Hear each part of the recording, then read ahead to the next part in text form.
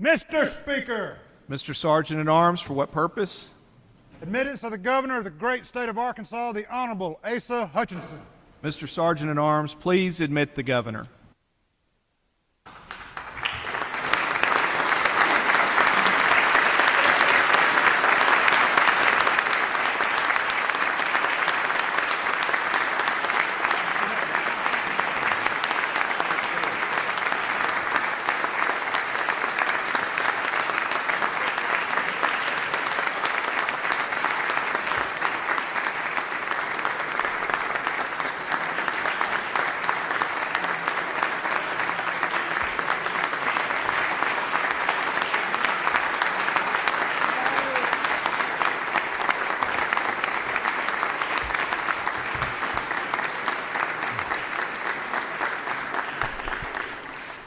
Governor Hutchinson, you're recognized.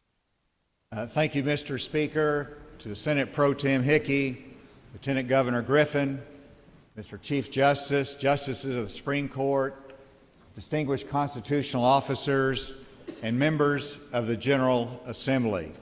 It is an honor to stand before the joint chambers today for my 8th and final State of the State speech. For that reason, please allow me a moment of personal reflection. The opportunity to serve and lead the state that I love has been the highest privilege of my public career. As you know, I was raised on a farm on the Spavinaw Creek near Gravett. I was the youngest of 6 children, born to John Malcolm and Coral Hutchinson. They were married in the Great Depression and understood tough times. They did not have college degrees, but they valued learning and encouraged me to pursue my dreams and, most importantly, to have faith in our Creator who reigns in the affairs of man. But the most important person in my life is a girl I was so crazy about that I hitchhiked from Fayetteville to Memphis on the weekends to see her. Susan has celebrated every victory with me and walked with me through every trial. Let me introduce my sweetheart of 48 years and the First Lady of Arkansas, Susan.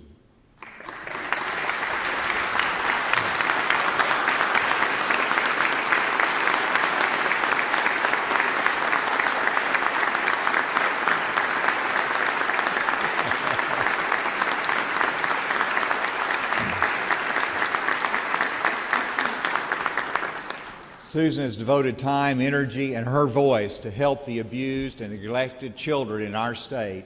Thank you for backing her up. My family is important to me, and I'm grateful my son and namesake is here, Asa Hutchinson III.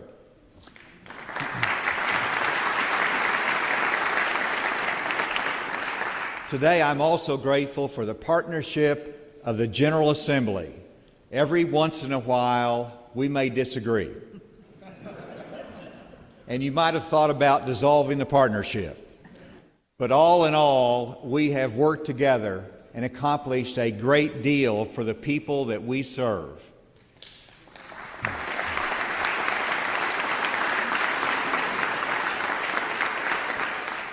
Our work together has not been for the faint of heart, but it has been transformative and will impact generations to come. 7 years ago, I took office with a desire to improve the quality of life in Arkansas by improving education, increasing our manufacturing, preserving our outdoor heritage, and supporting our farmers. I wanted to be the jobs governor, and through the work of Secretary Mike Preston, our Economic Development Commission, and our many partners, we have had historic success. We now have the lowest unemployment rate at 3.1% in the history of Arkansas, and a record number of Arkansans working, which is even more important.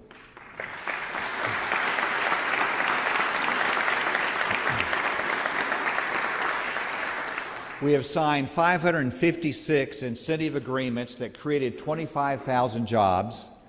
81,000 more people are employed now than when I took office in 2015. On my first day in office, as you will recall, I called the CEOs of 6 companies. One of those was Ron Cohen of Sig Sauer. A year later, they opened a facility in Jacksonville, employing Arkansans, and they continue to grow. The long list of companies that have expanded or moved to Arkansas represent billions of dollars of investment. This is a sampling of the companies that have moved here or expanded.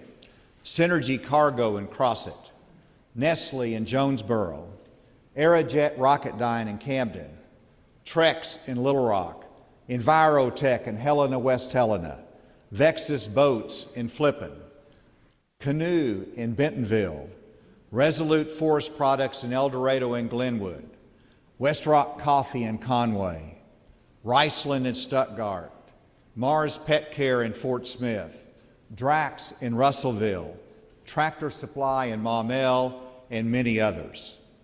And the most recent announcement tops them all. Last week, we broke ground on the largest economic development project in state history, the U.S. Steel announcement on the construction of a new steel mill in Osceola.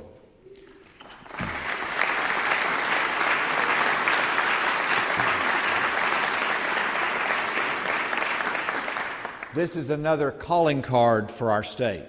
It means a $3 billion investment with more than 900 high-paying jobs. It means that Mississippi County will be the #1 steel-producing county in the United States of America.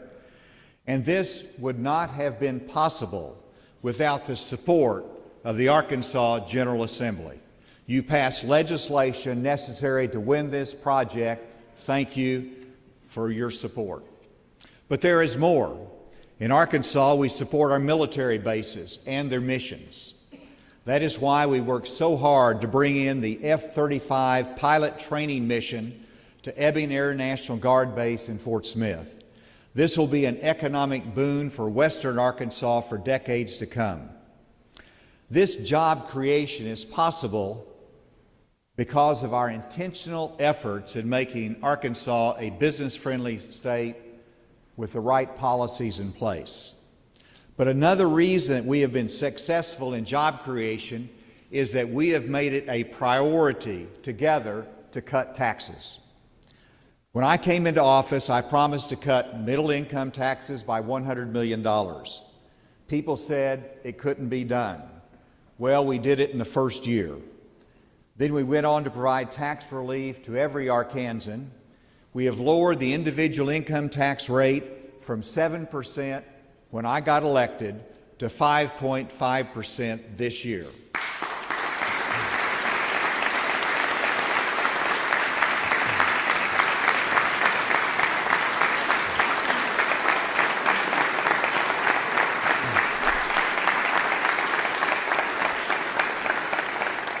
And there's more to come. These reductions return money from the government coffers to the hard-working Arkansans who need this money to pay for the increasing costs of groceries and providing for their family. They need fuel to get to work each day, and tax cuts allow them to have more money in their pocket to invest or spend on the necessities of life that they determine. The cumulative total of these annual income tax reductions over the past 7 years exceeds $1 billion.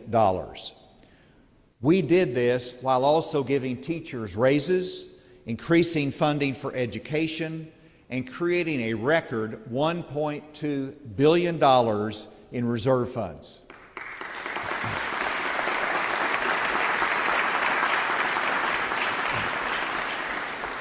In addition, we saw the need for improved roads and highways, so we met the challenge by doing the heavy lifting of passing the largest highway funding plan in history. We saw the need of our foster children, and by actions we gave them hope and improved the services for our foster children.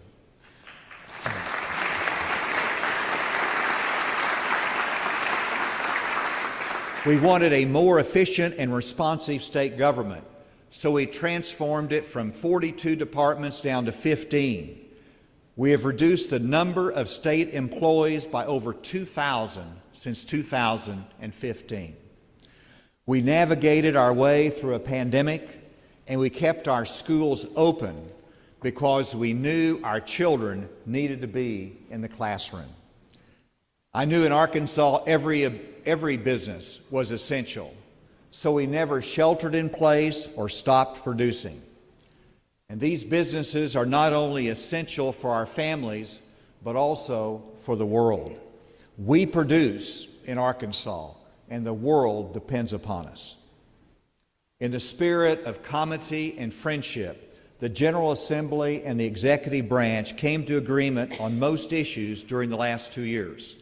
And when we disagreed, we worked through it. And policy disagreements did not stop the goodwill or our ability to work together. Now, let me pause for a moment and recognize 3 representatives of public servants who have sacrificed and endured extraordinary hardship to get us through this pandemic. They are in the gallery. Let me introduce first Juanita Ellison. Juanita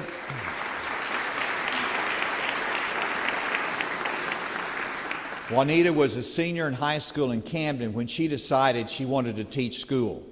She earned a degree at Southern Arkansas University. She taught at Camden Public Schools and moved to Jacksonville, where she teaches K-5 special education. Juanita Ellison is a dedicated teacher, and she represents all of our teachers who have gone the extra mile to help our students. Please join me in recognizing Juanita Ellison and saying thanks to our teachers across Arkansas.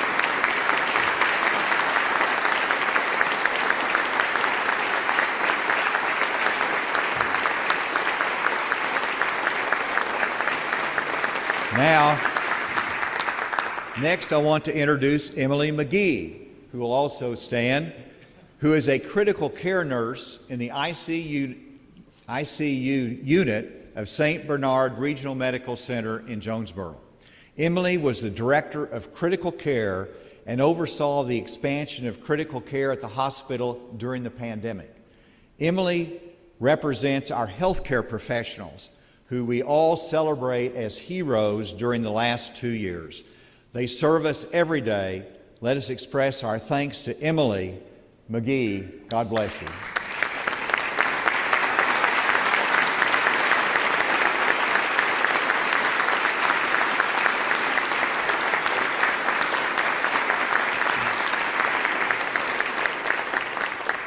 Our third and last special guest is Trooper Zenda Stab of the Arkansas State Police. Zenda was an assistant basketball coach before she joined the state police. I asked her why she was an assistant basketball coach. She said, "I just had to spend time till I turned 21 to join the state police." She is also an MP in the Arkansas National Guard. Without going into all the details, Zenda took heroic actions on 3 separate incidences in order to save lives. In one instance, Zenda initiated the pursuit of a stolen car. When the suspect crossed over to drive against traffic on a 4-lane highway, she executed a U-turn and stopped him head-on with her cruiser. The suspect was traveling 70 miles per hour. Before the stolen car stopped spinning, she was out of her seatbelt, out of the car, and drawing her weapon. The actions of Trooper Stab, at great risk to her own safety, kept the public safe and saved lives. Please recognize Trooper Stab. She represents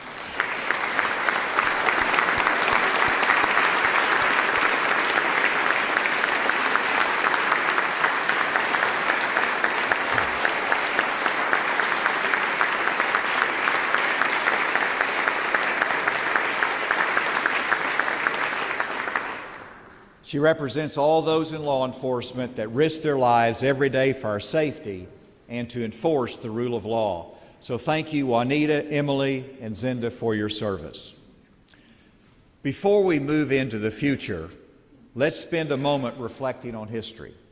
In 1956, the Eisenhower administration laid out a bold plan to change the way Americans moved. The interstate highway system connected all parts of America even previously remote states like Arkansas. This concept was bold at a time when Americans traveled interstate by train. Investment in the interstate system helped create unprecedented growth in travel, tourism, and business. Without our interstates, companies like Walmart, J.B. Hunt, and FedEx may never have grown into the business titans they are today.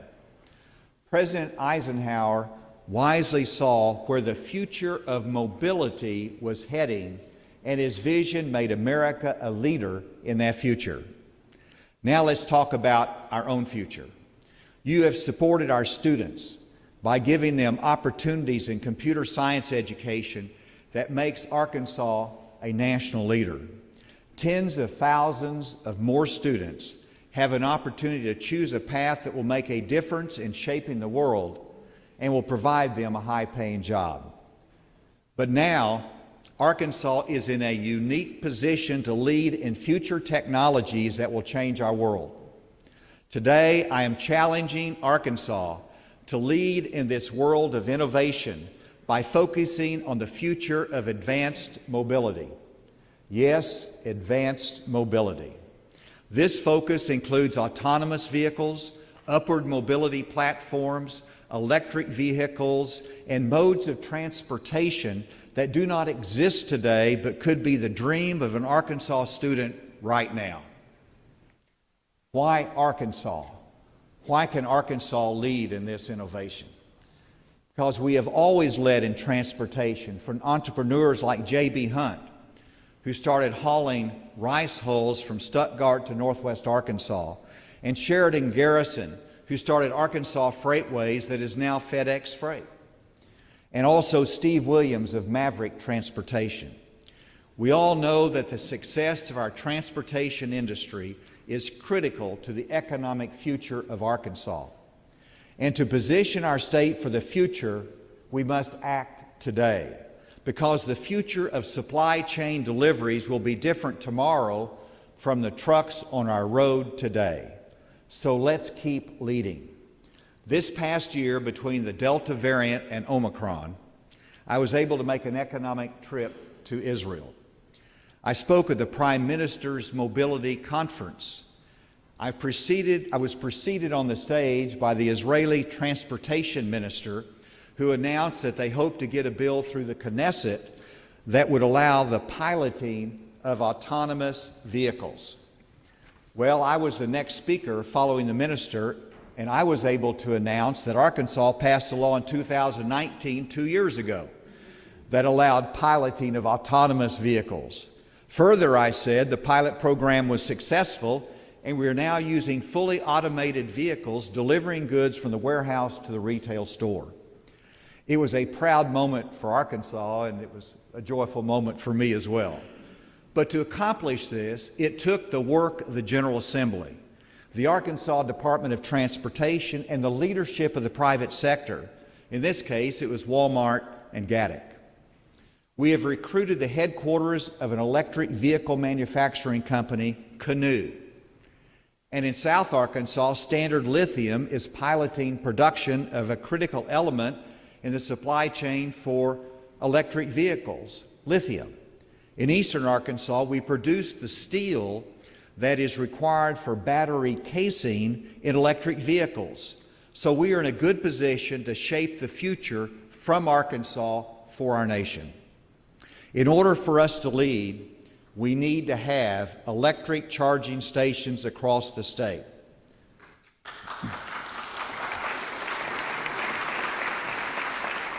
Arkansas is scheduled to receive $54 million over the next 5 years from the federal government for electric charging station infrastructure. Quite frankly, this needs to be accelerated. Oklahoma already has it in place, and we may need to devote state dollars to get it done more quickly. Now, as governor, I won't be here for the end of the story, but together we can write the first chapter. Today, I'm announcing the creation of the Arkansas Council on Future Mobility. The Advisory Council will be charged with identifying state laws and regulations that create a barrier to the development and enhancement of electrification, autonomous vehicles, drone delivery, and advanced air mobility in our state. It will examine workforce training, which is a big part of it, accessing federal funding, and will make recommendations before the next General Assembly will meet again next January. In the future, you will have choices to make. You'll have the opportunity to remove regulatory burdens and to pass legislation to advance new modes of transportation that will keep Arkansas in the lead. I encourage you to build on the private sector success we have in this state and allow innovation and new technologies to bolster our future.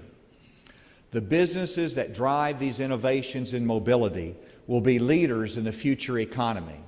I want these companies to find a home in Arkansas and for our state to be a leader in future mobility. Of course, the reason we are here in this fiscal session is to discuss the budget that has been presented.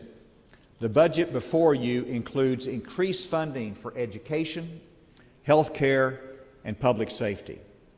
It includes increased funding for the victims of crime through the Crime Victims Reparation Program.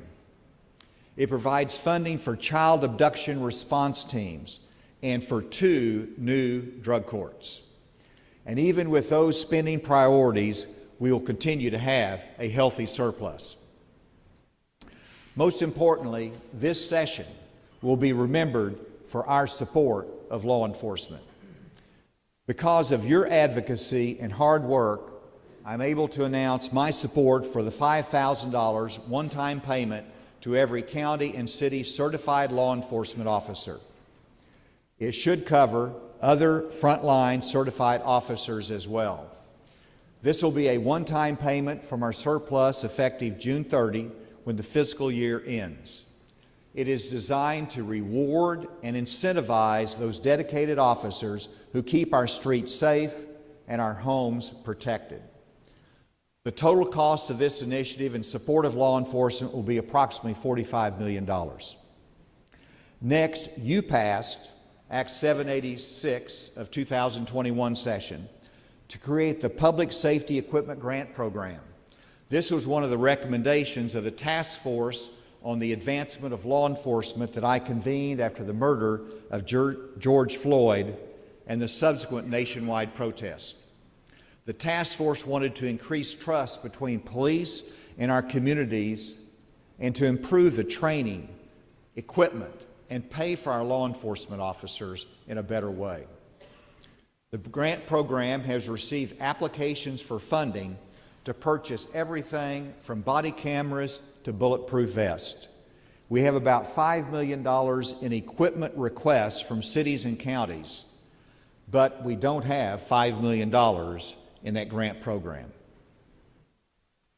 I recommend $10 million of one-time funding from our June 30 surplus to adequately fund the $5 million in application and another $5 million for new requests from our cities and counties.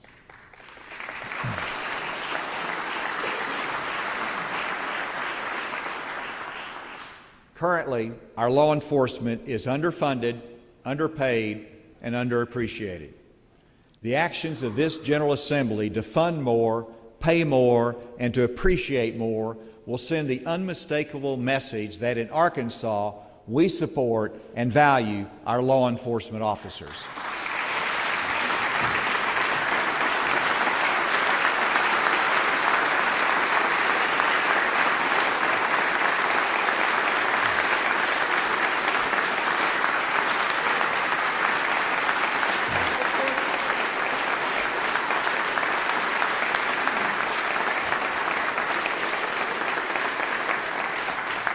As part of this effort, our budget will significantly increase the pay of our state troopers. Colonel Bill Bryant has been a star in leading the state police, and the troopers are deserving of a more competitive salary.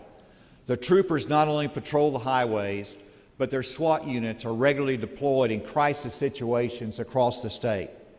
They back up local law enforcement in the response and investigation of violent crime. I am very proud of their dedication and professionalism. So while some across the country advocate for reducing police funding, we are doing the opposite. We are increasing support and affirming that the first duty of government is public safety. Amen.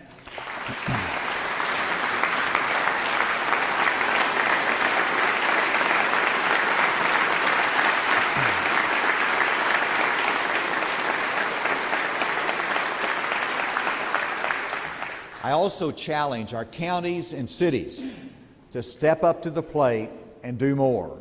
Police funding must be a priority at every level.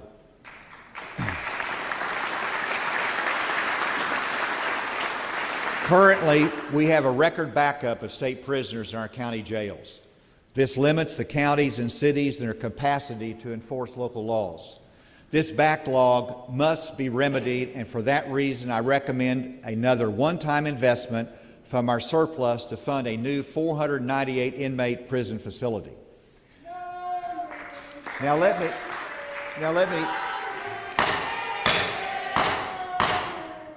The House will come to order.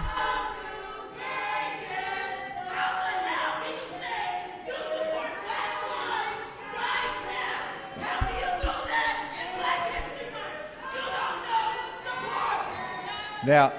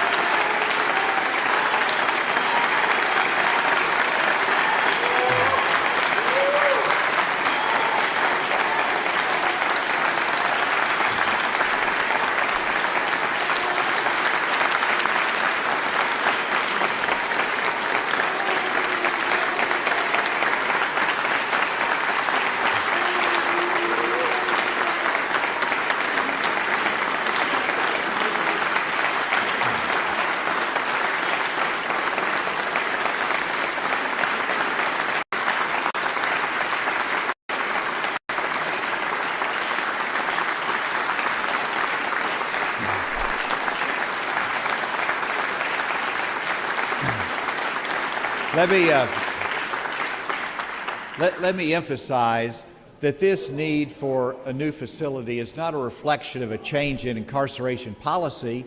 It is simply the fact that we have a growing state and that we are growing in projections at 1.4% over the next few years.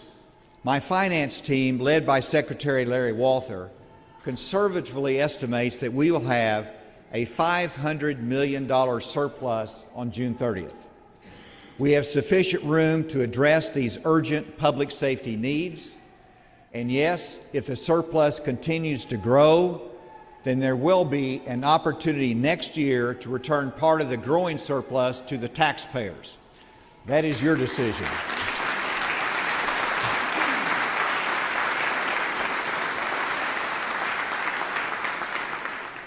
As to the state of our state, I'm grateful to say that Arkansas is leading.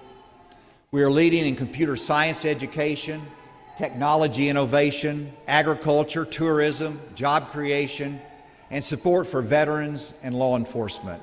Sure, we have more to do, but our state is blessed. And our nation is blessed as well.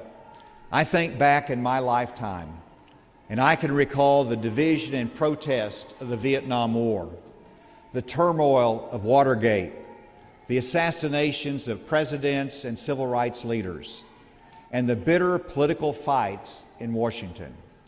If you simply concentrated on those tragic moments in our history, then you might be discouraged about America.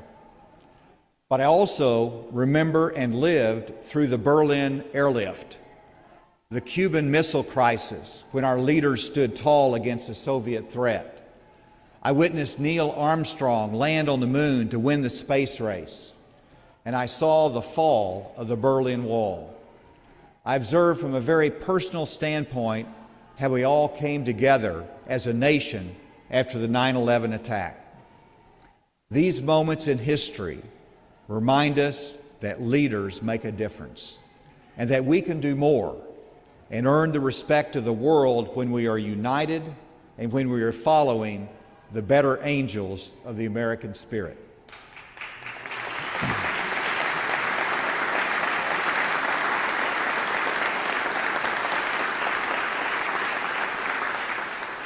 Leaders can appeal to the instincts of fear, or they can lead with hope. In today's world, and yes, in Arkansas, let's join together to bring out the best of our fellow citizens. I've never been more hopeful and optimistic about the future of our state. Let's work with courage to unite, inspire, and lead with hope. Thank you, and may God bless the state of Arkansas and give us courage to keep America strong, united, and free. Thank you.